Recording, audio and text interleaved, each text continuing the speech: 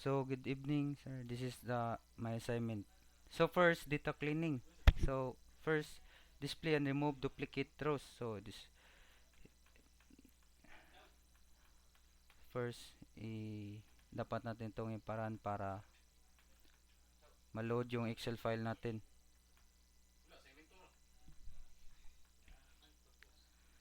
So, ito para ma-remove yung mga duplicate.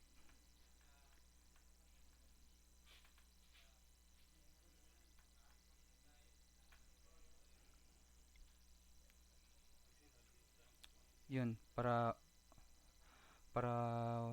ito tulad ng customer, wala na duplicate. Yung support, wala na rin. And transaction. So print natin to para makita yung mga missing data sa customer. So yun.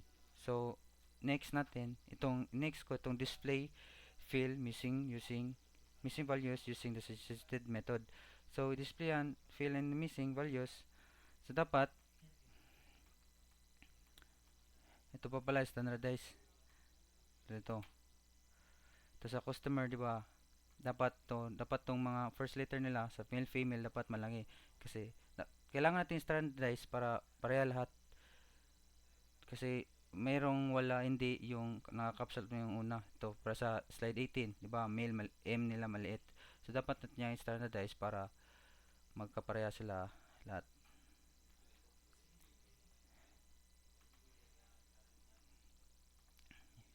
Slide 18. Yun. Wait lang bagit wala.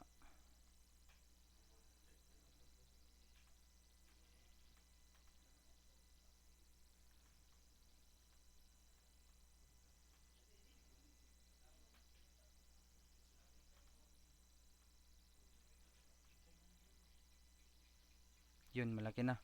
So next, ito. So unahin ko tong i-display yan, fill missing values using so itong mga none, fillinan ko yan. Fillinan to using itong mode. So dapat pagpara nito na fillinan na yung mga missing data sa customer. Yun, wala na. So next itong convert worded categorical to numerical values if necessary. So,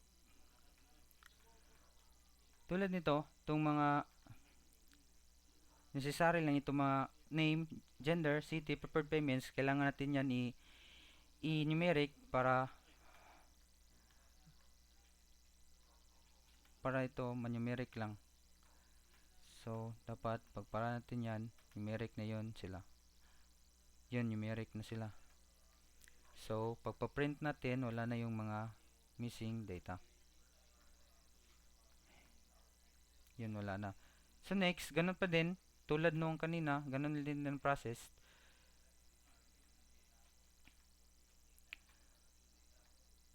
Dito na tayo sa support, ganun pa rin.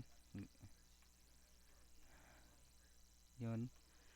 Tapos, clean natin yung transaction ID na dapat keep only numbers. So, ganun pa rin. Dito na sa support, dapat itong mga na-fill na natin to using the mode.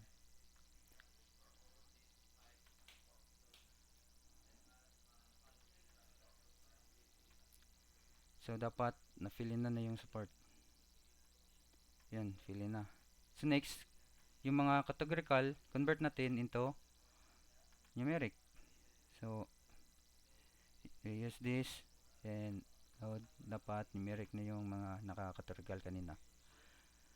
Ay, wala. Wait lang. Hindi na run.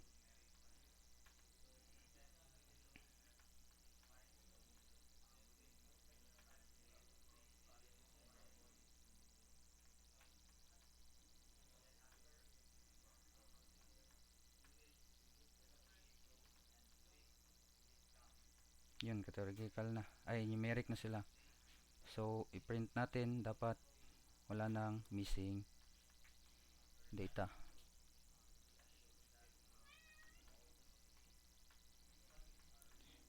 Yun, wala na. So, sa transaction, ganun pa din. gagawin natin same process. First is fill in yung mga may missing data using mode.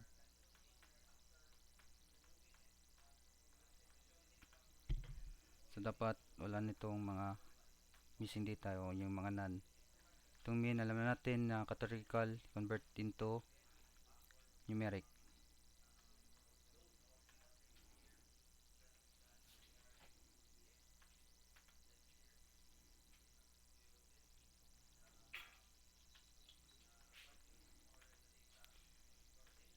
Yun numeric na. And then itong standardized ID, ito yung para tulad nitong transaction ID and customer ID na ito kasi may C tapos may dash, so di yun ma-convert di kasi dito categorical, so standardize natin to para ma-numeric sila.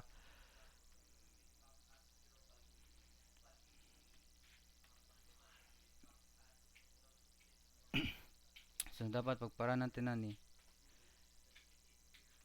convert na to yung kanina ito, di ba, convert na numeric na sila. So ito na yung mga na-clean natin na files. So sa assignment ko nilagay sa C, so dapat may folder kang assignment sa C. So delete muna natin to.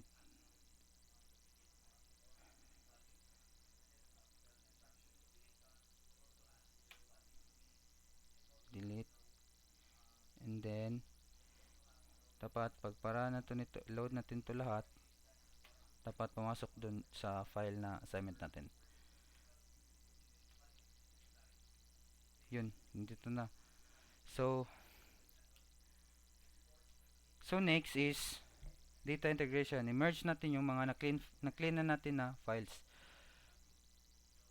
So dito, ito na yun yung na-clean natin na mga files kanina. So delete muna natin to. So first, tignan natin run muna natin to.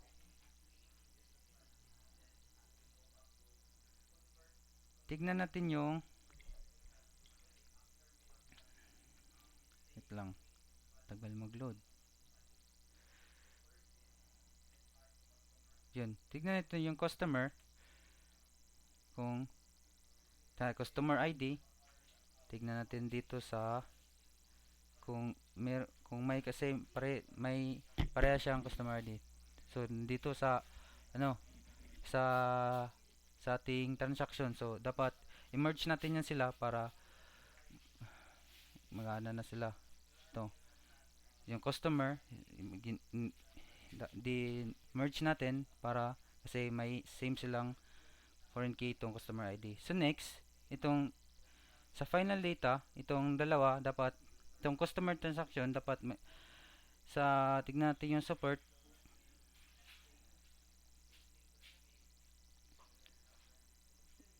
Ito may transaction ID yung support. Wait lang.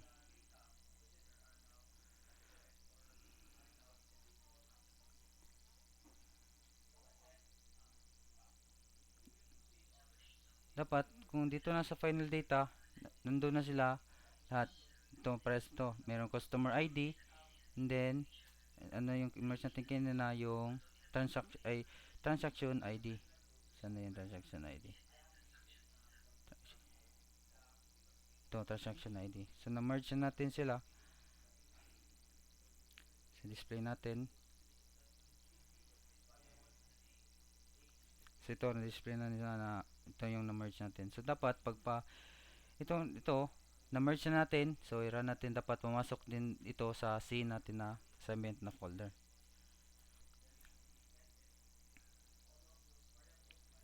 So ito na.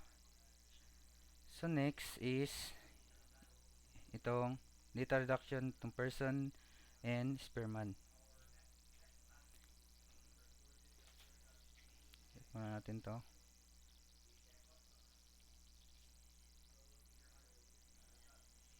So run natin to. Wait lang, to i-print natin para makita natin yung mga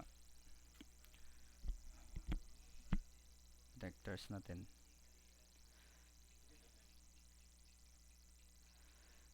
Yun. Ito sa duplicate lang ito.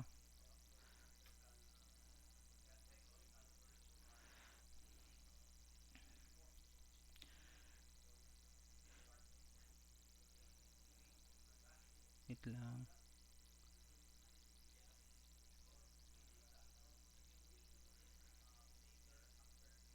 Dito, para lang mawala yung mga parang parang walang mga kwenta.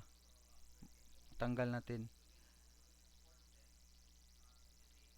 Ito yung para ma-convert pala yung ano. Ito, na-convert na yung mga numeric natin kanina. So, may mga decimal na sila. So, ito, calculate natin person using Spearman.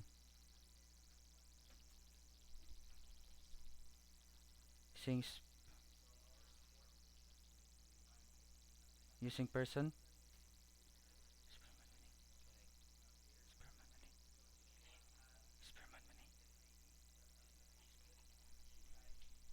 Using Spearman.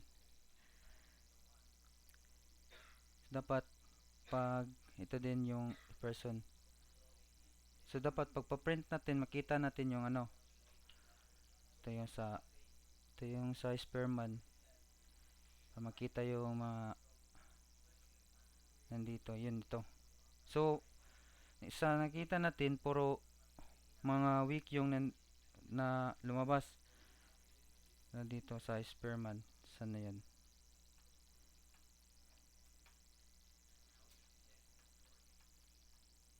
Ito. Sa simula sa 0.01 so 0 so yun, ang puro week to kasi nakita na natin dito sa Superman coloration na so next is itong kuanat itong person natin para makita yung mga ano natin same sa Superman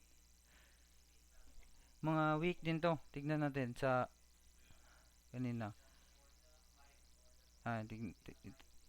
hindi yan ito tignan mo 0 to 0 point ay ito pala 30 week pa rin so suggest na magamit tayo ng ibang method para maayos natin to na problem so yun lang thank you